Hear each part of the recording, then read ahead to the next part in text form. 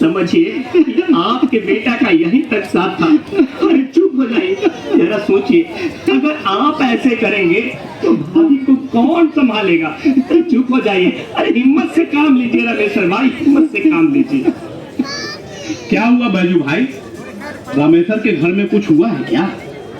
अरे क्या बताएं मास्टर जी, रामेश्वर का बेटा सन्नी का रोड एक्सीडेंट में मौत हो गया और उसके साथ 2 लोग और बैठे थे। उसका भी हालत गंभीर है। लोग कह रहे हैं कि बचने की कम ही उम्मीद। क्या सन्नी का? वो तो अभी अभी मैट्रिक पास किया है, उसको मोटरसाइकिल कैसे चलाने दिया? उसका उम्र नहीं था मोटरसाइकिल चलाने का, उसका तो ड्राइविंग लाइसेंस भी नहीं बना होगा, तो कैसे मोटरसाइकिल चलाने दे दिया? बाल बच्चे के जिद के आगे माँ बाप का कहाँ चलता है मास्टर साहब। सुने हैं कि आधा घंटा तक कोई सहायता नहीं मिला उसको। कोई वीडियो बना रहा था, कोई तमाशा देख रहा था, कोई कुछ कर रहा था। हाँ ठीक कह रहे हैं सरजू भाई, अगर समय रहते सहायता मिल जाता तो बच जाता। घटना स्थल पर ही तरफ तरफ कर दम तोड़ दिया। हे भगवान, होली को कौन टाल सकता है?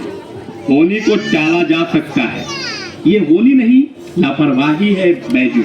हम अपने स्कूल में सभी को सड़क सुरक्षा के बारे में बताते हैं। सरकार द्वारा भी सड़क सुरक्षा और यातायात नियम के बारे में समय समय पर जागरूकता कार्यक्रम चलाई जा रही है, लेकिन नियम जानना और उस पर अमल करना दोनों अलग अलग बात है। ठीक कह रहे हैं मास्टर साहब, ठीक कह रहे हैं। हम भी देखे हैं आपदा प्रबंधन वाले जागरूकता कार्यक्रम स्कूल में और चौक चौराहे पे करवाते रहते हैं, हम भी देखे हैं। सड़क सुरक्षा का मतलब है यातायात में होने वाले दुर्घटनाओं को कम करना, साथ ही दुर्घटनाओं में होने वाले जोखिम को कम करना। अरे हाँ ठीक है बात है भाई, ठीक है कह रहे हैं मास्टर साहब, ठीक है। याद रखें, मोटरसाइकिल चलाते समय चालक और पीछे बैठे व्यक्ति को ISI मार्का का हेलमेट पहनना चाहिए। सही सही कह रहे हैं। हाँ, और एक बात और, मोटरसाइकिल पर 3 सवारी कभी नहीं बैठना चाहिए, यानी कि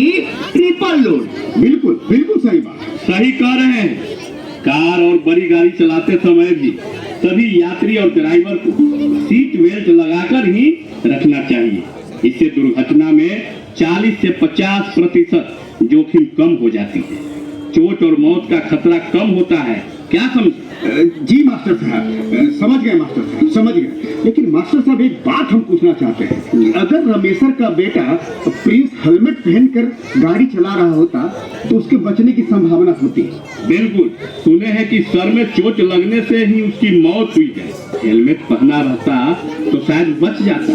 हमेशा यातायात के नियमों का पालन कीजिए। इसलिए बच्चा सबको हम बार बार समझाते रहते हैं, जैसे ट्रैफिक लाइट के संकेत रंग समझकर उसका पालन करें। जैसे लाल लाइट हो तो वहाँ रुक जाना है, और पीला लाइट का मतलब है इंजन स्टार्ट कर दीजिए, और जैसे ही हरा लाइट हो चल देना है। सड़क पर लगे यातायात के नियमों का, चिन्हों का, संकेतों का और हाथ के इशारों को समझें और उन्हें उनके निर्देशानुसार ही चलें। जेब्रा क्रॉसिंग का उपयोग सड़क पार करते समय जरूर करें। हाँ सही कह रहे हैं, सड़क पर हमेशा बाईं ओर चले और सड़क पार करते समय दाएं बाएं देखकर ही सड़क पार करें। अरे भाई, अपने गांव में नाटक वाला आया था, वही बता रहा था। और हाँ, गाड़ी चलाते समय ना मोबाइल देखे और ना मोबाइल पे बात करें। और हाँ, वो क्या बोलते हैं, एलपी नहीं। अरे एलपी नहीं, सेल्फी। वही। बिल्कुल सही बात है। जिनके पास ड्राइविंग लाइसेंस नहीं है उनको गाड़ी नहीं चलाना चाहिए, और ना ही बच्चों को गाड़ी चलाने के लिए प्रोत्साहित करना चाहिए। क्या समझे? हाँ सही कह रहे हैं मास्टर जी। नाटक वाला ये भी बता रहा था कि शराब पीकर या नशे में कभी गाड़ी नहीं चलानी चाहिए।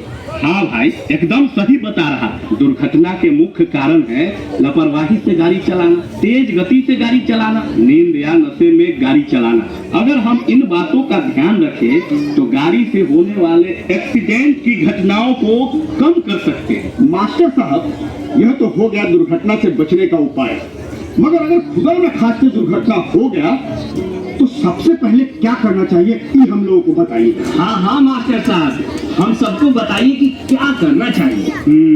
देखिए, जब इस तरह की कोई दुर्घटना घट जाए तो घबराना नहीं चाहिए, पैनिक नहीं होना चाहिए और हिम्मत से काम लेना चाहिए। घायल व्यक्ति को मेडिकल सहायता पहुंचाना चाहिए या नजदीक के किसी स्वास्थ्य केंद्र या अस्पताल में ले जाना चाहिए। पुलिस को तुरंत सूचित करना चाहिए या 100 और 112 पर कॉल करके सहायता प्राप्त करना चाहिए। अपने परिवार, रिश्तेदार को सूचित करें और हाँ, दुर्घटना के बाद अपनी गाड़ी को सड़क किनारे या किसी सुरक्षित स्थान पर लगवा देना चाहिए। हजार्ड लाइट या इंडिकेटर ऑन कर देना चाहिए। मास्टर साहब, लेकिन दुर्घटना से होने पर स्थानीय लोग कम ही मदद करते हैं। कोई वीडियो बनाने लगता है, कोई रील्स बनाने लगता है और घायल व्यक्ति तड़प तड़प कर अपनी जान दे देता है। हाँ, सही है बात है। अरे थाना पुलिस के झमेले से बचने के चक्कर में दुर्घटना में घायल व्यक्ति की मदद नहीं करना चाहते हैं लोग।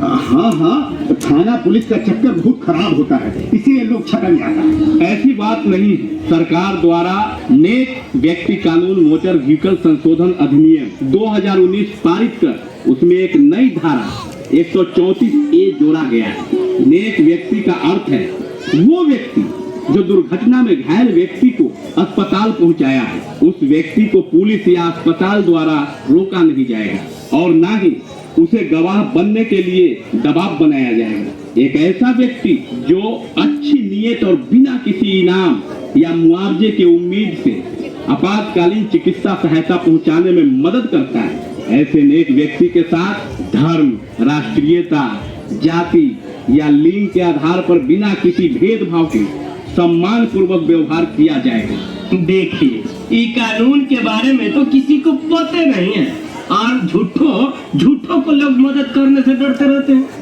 सही कह रहे हैं। एक सर्वे से पता चलता है कि सड़क दुर्घटना में 50% ऐसे लोगों की मृत्यु हुई है जिनकी मौत को समय पर प्राथमिक उपचार कर बचाया जा सकता है। एक बात और बैठे, ठंड के समय सुबह शाम रास्ते पर बहुत कुहासा होता है। सही कह रहे हैं मास्टर साहब। अरे भाई, क्या बताएं, कुहासा में तो कुछ दिखाई नहीं देता है मास्टर साहब। हाँ, इसलिए कुहासे के समय गाड़ी चलाने से बचना चाहिए और अगर चला रहे हैं तो गाड़ी का इंडिकेटर आगे पीछे जलाकर बहुत ध्यान से चलाना चाहिए, धीरे धीरे चलाना चाहिए क्योंकि इस समय दुर्घटना बहुत होती है। अरे बहुत अच्छी जानकारी की बात बताए हैं मास्टर साहब। इस बात का अगर हर कोई ध्यान दे तो दुर्घटना को रोका जा सकता है। अरे रोका नहीं जा सकता है तो कम से कम तो किया ही जा सकता है। क्यों मास्टर साहब? यातायात नियम आए, दुर्घटना को बार बार